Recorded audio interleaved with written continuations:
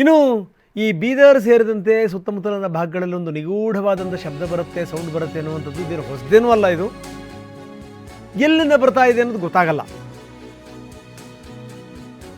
ಭೂಮಿಯ ಒಳಗಡೆಯಿಂದ ಏನಾದರೂ ಈ ಥರ ಶಬ್ದ ಬರ್ತಾ ಇದೆಯಾ? ಅದರಲ್ಲೂ ಈ ಹುಮನಾಬಾದ್ ತಾಲೂಕಿನಲ್ಲಿ ಈ ಡಾಕುಳಗಿ ಗ್ರಾಮ ಸೇರಿದಂತೆ ಅಕ್ಕಪಕ್ಕದ ಗ್ರಾಮಗಳಲ್ಲಿ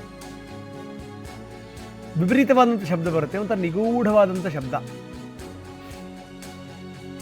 ಇದಕ್ಕೆ ಸಂಬಂಧಪಟ್ಟಂಗೆ ಜನರೆಲ್ಲ ಮಾತಾಡ್ಕೊಂಡಿದ್ರು. ಅದಾದಮೇಲೆ ತಹಶೀಲ್ದಾರ್ ಕೂಡ ಬಂದರು, ಅಂಜುಮ್ ತಬಸ್ಸುಮ್. ಅವ್ರು ಬಂದು ಗ್ರಾಮಸ್ಥರ ಜೊತೆ ಮಾತಾಡಿ ಧೈರ್ಯ ತುಂಬಿದರು. ಯೋಚನೆ ಮಾಡಬೇಡಿ, ಸಂಬಂಧಪಟ್ಟಂಥ ತಜ್ಞರನ್ನು ಕರೆಸ್ತೀವಿ, ಇದಕ್ಕೆ ಸಂಬಂಧಪಟ್ಟ ಹಾಗೆ ನಾವು ತನಿಖೆಯನ್ನು ಕೂಡ ಮಾಡಿಸ್ತೀವಿ ಅಂತ ತಬಸ್ಸುಮ್ ಆಶ್ವಾಸನೆ ಕೊಟ್ಟರು. ನಾವು ನೋಡ್ತಾ ಇದ್ದೀವಿ ಊರಿಗೆ ಬಂದಂಥ ತಬಸ್ಸುಮ್ ಅವರು. ನಮ್ಮ ಪ್ರತಿನಿಧಿ ಸುರೇಶ್ ಈಗ ನಮ್ಮೊಂದಿಗೆ ದೂರವಾಣಿ ಸಂಪರ್ಕದಲ್ಲಿದ್ದಾರೆ. ಸುರೇಶ್, ಏನಿದು ಶಬ್ದ? ಇದು ಈ ಆರಂಭಿಕ ತನಿಖೆಗಳು ಏನಾದರೂ ಆಗಿದೆಯಾ? ಹಿಂದೆಲ್ಲ ಈ ಕಡೆ ಭಾಗದಲ್ಲಿ ಅಲ್ಲಲ್ಲಿ ಶಬ್ದಗಳು ಬಂದಿದ್ದನ್ನು ಕೂಡ ಕೇಳಿದ್ವಿ, ಬಹುಶಃ ಅದರ ಮುಂದುವರೆದ ಭಾಗನೇ ಇದು. ಏನಿದು? ಖಂಡಿತವಾಗ್ಲು ರಂಗನಾಥ್, ಏನಂತಂದ್ರೆ ಈ ಬೀದರ್ ಜಿಲ್ಲೆ ಹುಮನಾಬಾದ್ ತಾಲೂಕಿನ ಈ ದಾಕುಳಿಗೆ ಗ್ರಾಮದಲ್ಲಿ ನಿನ್ನೆ ಸಂಜೆ ಭೂಮಿ ಒಳಗಿಂದ ಒಂದು ದೊಡ್ಡ ಪ್ರಮಾಣದಲ್ಲಿ ಶಬ್ದನೂ ಕೂಡ ಬಂದಿರತಕ್ಕಂಥದ್ದು. ಆ ಶಬ್ದ ಕೇಳಿದ ತಕ್ಷಣ ಗ್ರಾಮಸ್ಥರು ಕೂಡ ಸಾಕಷ್ಟು ಆತಂಕನೂ ಆಗಿದೆ. ಯಾಕೆಂದ್ರೆ ಭೂಮಿಯಿಂದ ಒಂದು ದೊಡ್ಡ ಪ್ರಮಾಣದಲ್ಲಿ ಸೌಂಡ್ ಬರುತ್ತೆ.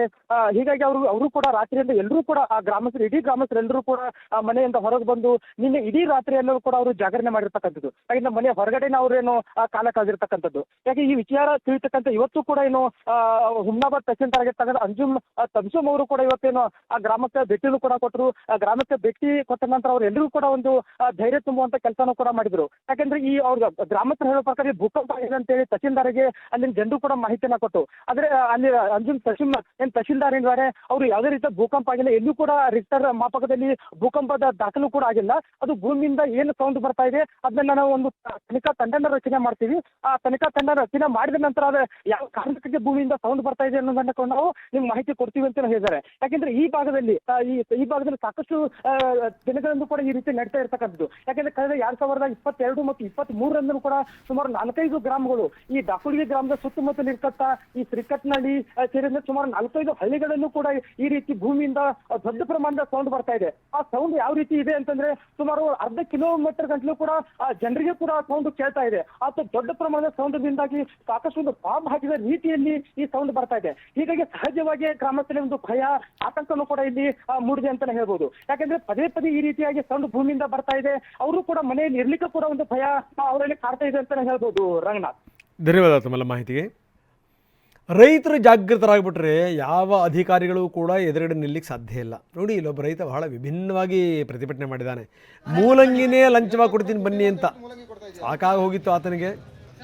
ರೈತ ಏನು ಮಾಡ್ದ, ಸೀದಾ ಒಂದಿಷ್ಟು ಈ TVS ಮೇಲೆ ಈ ಮೂಲಂಗಿ ಹೇರ್ಕೊಂಬಂದವರೇ ಹಿಡಿದಿದ್ದೇನು ಅಂದರೆ ಮೈಕ್ ಹಿಡ್ಕೊಂಡು ಘೋಷಣೆ ತಾಲೂಕು ಕಚೇರಿ ಹತ್ರ, ಬರ್ರಪ್ಪ ಬನ್ನಿ, ನಿಮ್ಮ ಲಂಚ ಹೋಗಿ ತಾರಕ್ಕೆ ಸಾಕಾಗಿ ಹೋಗಿದೆ ನನಗೆ, ಬನ್ನಿ ನಿಮಗೆ ಮೂಲಂಗಿನೇ ಲಂಚ ಕೊಡ್ತೀನಿ ಬನ್ನಿ ಅಂತ. ಮೂಲಂಗಿ ರೆವಿನ್ಯೂ ಅಧಿಕಾರಿಗಳಿಗೆ ಲಂಚ ಕೊಡ್ತೀವಿ, ಮೂಲಂಗಿ ಬರ್ರಿ. ಮೂಲಂಗಿ ರೆವಿನ್ಯೂ ಅಧಿಕಾರಿಗಳಿಗೆ ಲಂಚ ಕೊಡ್ತೀವಿ, ಮೂಲಂಗಿ ಬರ್ರಿ. ಮೂಲಂಗಿ ರೆವಿನ್ಯೂ ಅಧಿಕಾರಿಗಳಿಗೆ ಲಂಚ ಕೊಡ್ತೀವಿ, ಮೂಲಂಗಿ ಬರ್ರಿ. ಮೂಲಂಗಿ ರೆವಿನ್ಯೂ ಅಧಿಕಾರಿಗಳಿಗೆ ಲಂಚ ಬರ್ರಿ. ಅಧಿಕಾರಿಗಳಿಗೆಲ್ಲ ಲಂಚ ಕೊಡ್ತೀವಿ ಬರ್ರಿ. ಅಧಿಕಾರಿಗಳಿಗೆಲ್ಲ ಮೂಲಂಗಿ, ಅಧಿಕಾರಿಗಳಿಗೆ ದುಡ್ಡು ಕೊಡಕ್ಕೆ ದುಡ್ಡಿಲ್ಲ ನನ್ನ ಹತ್ರ. ಮೂಲಂಗಿ ಮಾರ್ಕೊಂಡು ಜೀವನ ಮಾಡ್ತಾ ಇದ್ದೀನಿ ನಾನು. ಅದಕ್ಕೋಸ್ಕರ ಮೂಲಂಗಿನ ಲಂಚ ಕೊಡಕ್ಕೆ ಕುಂತೀನಿ ಇವತ್ತು. ನಮ್ಮ ಅಧಿಕಾರಿಗಳು ಅಂದರೆ RI ಜಯಪ್ರಕಾಶ್ ಅಂದ್ಬಿಟ್ಟು, ನಮ್ಮ BA ಬಂದ್ಬಿಟ್ಟು ಶರಣ್ ಅಂದ್ಬಿಟ್ಟು, ಇಬ್ಬರು ಬಂದು ದಿನ ಒಂದೊಂದು ಕತೆ ಕಟ್ಕೊಂಡು ದಿನ ತಳ್ತಾವ್ರೆ. ಸಾರಿಗೆ ನನಗೇನೋ ಮಾಡಿ ಅನುಕೂಲ ಮಾಡಿಕೊಡಿ, ಇಲ್ಲ ನೀವು ವಾರದಲ್ಲಿ ಬಂದಿಲ್ಲ ನೇಣು ಹಾಕೊಂಡ್ಬಿಡ್ತೀನಿ, ಅಷ್ಟೇ ಮಾಡೋದು. ಇನ್ನು ಈತನ ಹೆಸರು ಪ್ರಸನ್ನಕುಮಾರ್. ಈತ ಈ ಜಕ್ಕೇನಹಳ್ಳಿ ಗ್ರಾಮದನು, ಅಂದರೆ ಮಧುಗಿರಿ ತಾಲೂಕು, ಈ ದೊಡ್ಡರಿ ಹೋಬಳಿಯ ಜಕ್ಕೇನಹಳ್ಳಿ. ಮಧುಗಿರಿ ತಾಲೂಕು ನಿಮಗೆ ಗೊತ್ತಿದೆ ಎಂಥ ಶ್ರೀಮಂತವಾದ ತಾಲೂಕು ಅಂತ. ಕುಡಿಯೋಕ್ಕೆ ನೀರಿಲ್ಲ ಅಲ್ಲಿ, ಅಂತರ್ಜಲ ಪಾತಾಳಕ್ಕೆ ಇಳಿದುಬಿಟ್ಟಿದೆ, ಹುಡುಕಬೇಕು ಅಂಥ ಸ್ಥಿತಿ ಇದೆ. ಈ ಮನುಷ್ಯ ಕೇಳಿದ್ದೇನು ಅಂತಂದರೆ, ನನ್ನ ಜಮೀನಿಗೆ ರಸ್ತೆ ಇಲ್ಲ ಸ್ವಾಮಿ, ರಸ್ತೆ ಮಾಡಿಕೊಡಿ ಅಂತ ಅರ್ಜಿ ಕೊಟ್ಟಿದ್ದರು, ಮನವಿ ಮಾಡಿದರು. 2 ವರ್ಷದಿಂದ ಓಡಾಡಿ ಈತನ ಕಾಲು ಸೋತೋಗ್ಬಿಟ್ಟಿದ್ವು. ಸೌದು ಹೋಗ್ಬಿಟ್ಟಿದ್ವು.